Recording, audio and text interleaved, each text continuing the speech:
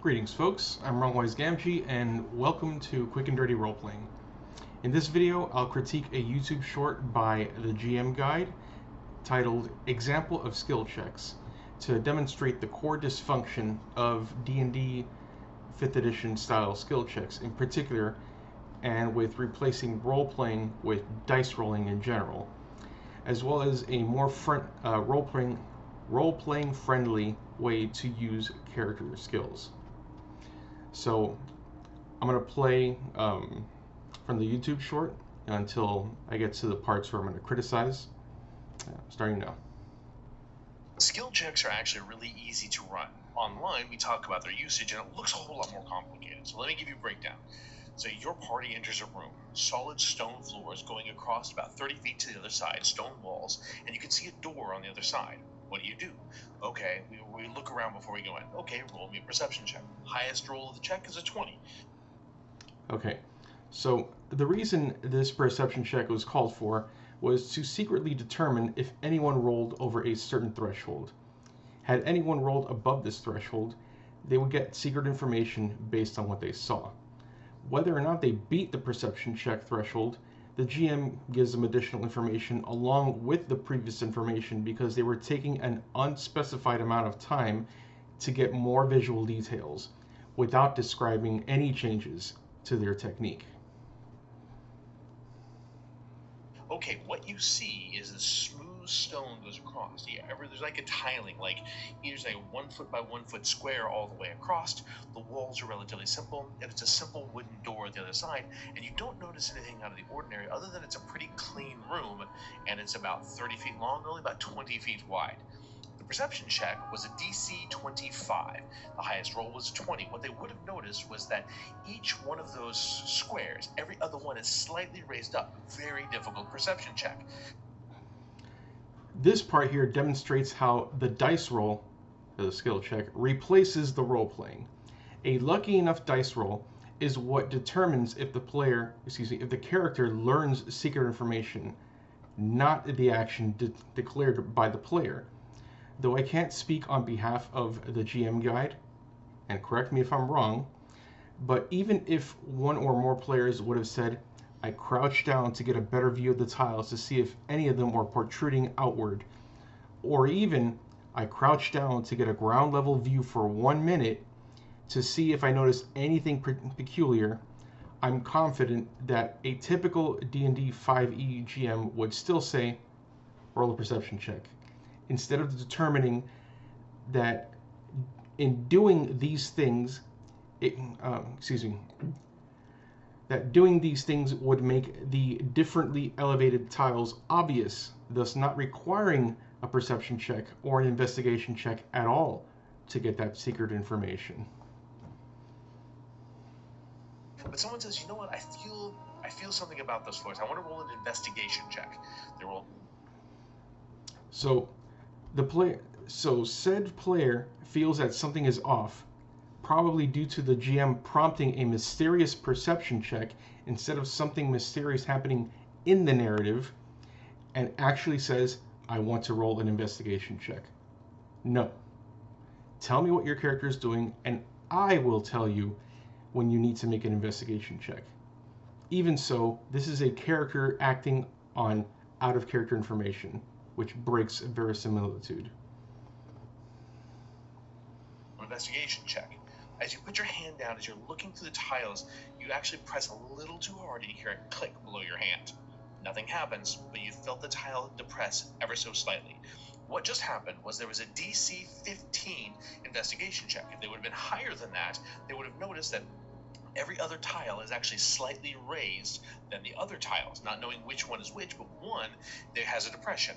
Their hand pressure pushed on a tile because they failed their check. The reason. So the GM Guide says that the reason he calls for the investigation check is if they didn't pass, there should be a consequence for failure. I don't know if I reached that part or not.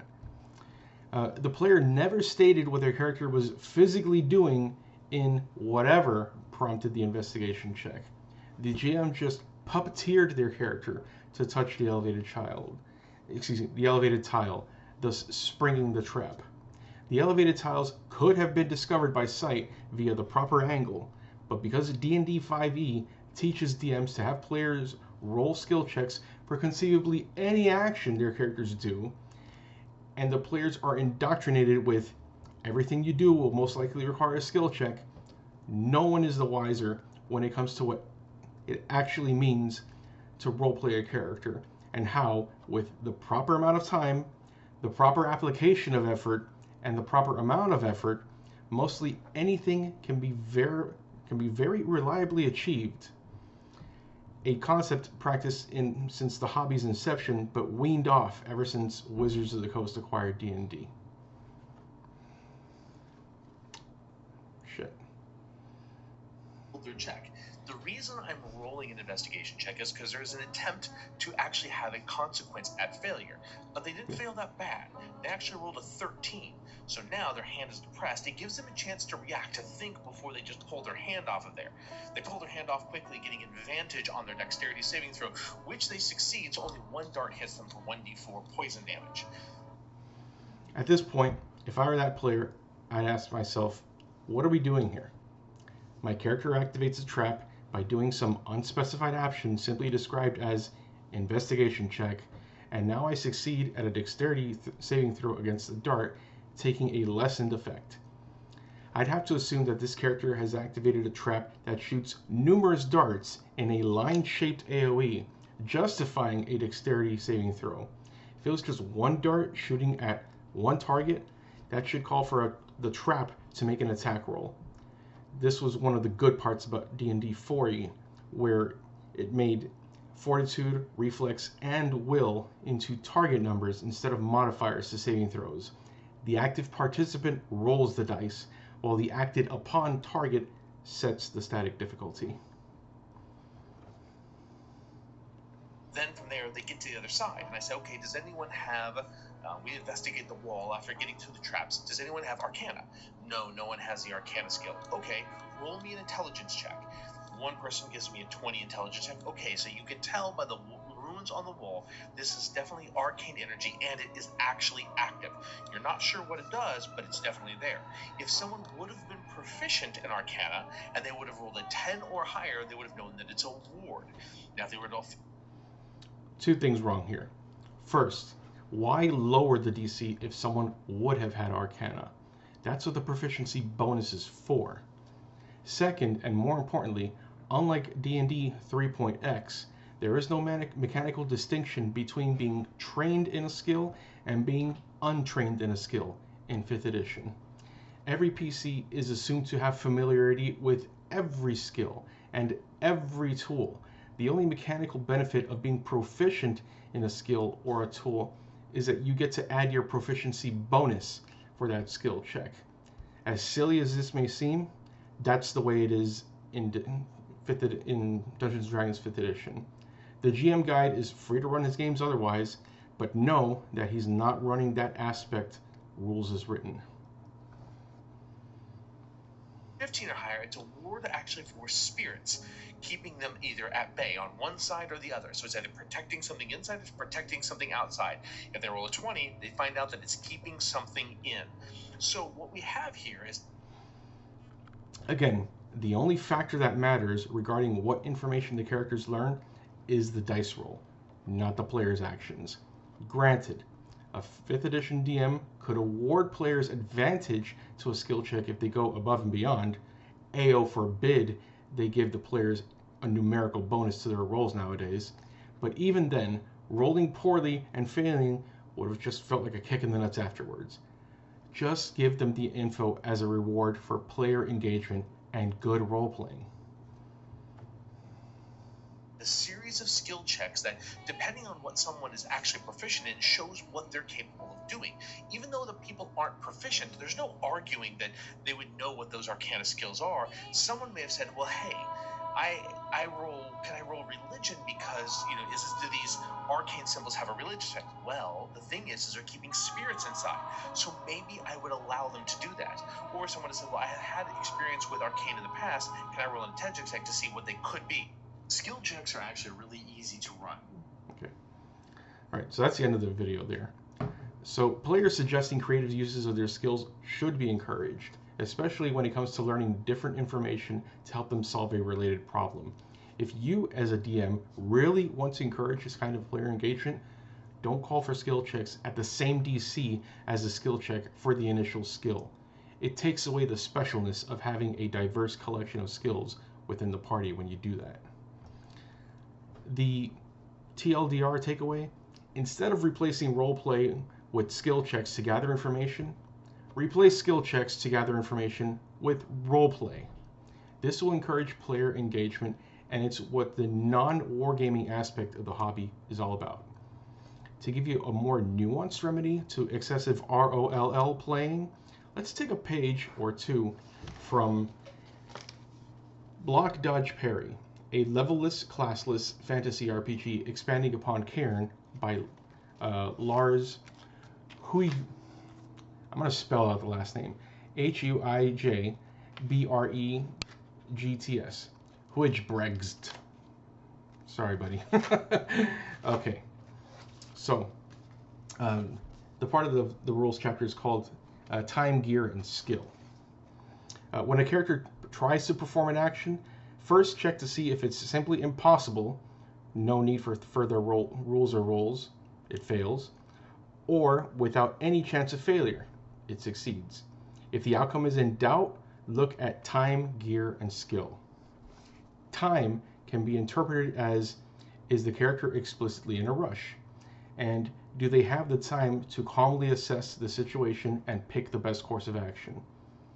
Gear involves the equipment and tools the character has access to, and any environmental factors that those can be used to overcome, or any environmental factors that make the task easier.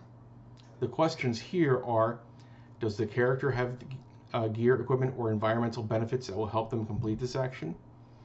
Does the character have any hindrances from gear or equipment that might keep them from completing the action? Do the benefits outweigh the hindrances? Skill is about the character's chosen career, skills, and explicit history and experiences. Does the character have any explicit skills or implicit background specialization in this task? Abilities can be used in some cases as well. So like a really low value can be seen as a hindrance, or a really high value can be seen as a benefit. If the character has the time, gear, and skill, no need to roll, they just succeed. If the character has one or none, no need to roll, they fail. If they have 2 out of the 3, roll a d6 to determine the outcome. On a 4 to 6, they succeed. On a 2 to 3, they succeed, but at a cost. Something breaks, they gain fatigue or minor damage, the situation gets more complicated. On a roll of 1, they fail. You can apply whatever other games system you can that you're currently playing in this instance. To take lockpicking as an example, lockpicking a door is impossible with only one of the 3. You could stare at the lock all day with all the time in the world, but without the gear and skill, nothing's going to happen. You could be a skilled lockpicker, but in a hurry and without tools, there's not much you can do. You might have lockpicking tools, but without the time to figure out how to use them, there's no way you'll manage it without skill. So then, on this page, further examples. Lockpicking. Time, 10 minutes to inspect the lock, fiddle around with it. Gear, lockpicks, light. Skill, a thief and or 15 plus dex. That's within like the guidelines for Cairn. You know, apply the appropriate guidelines for whatever the system you're using. Sneaking around. Time, not actively being chased or hunted. Gear, soft-soled boots as a benefit. Heavy armor is a hindrance. Skill, trained to be stealthy and or really high dex. Breaching a barred door. Time, not actively under attack. Gear, an axe, a crowbar. Skill, really high strength. Climbing a wall. Time, not being chased. Gear, rope. Climbing spikes, a benefit. Or heavy armor or a full backpack. Those are hindrances. Skill, acrobatic, really high dex, really high strength. Plotting an escape route through the city. Time, planning it beforehand, not during. Gear, pencil and paper to note down guard routes, good connection with locals. Those are benefits. Skill, thief, or explicit familiarity with the city. Running across the walls of a city under siege. Time, break between arrow barrages. Gear, shield to block arrows, benefit. Skill, really high dex, or really high will, because they're resolute. If you're interested in learning more about block, dodge, parry, there will be a link in the description to their online system reference document. That's pretty much all I have to say about that. If you'd like to leave a comment, please keep it respectful and relevant. Until next time, folks, take care and play to find out what happens.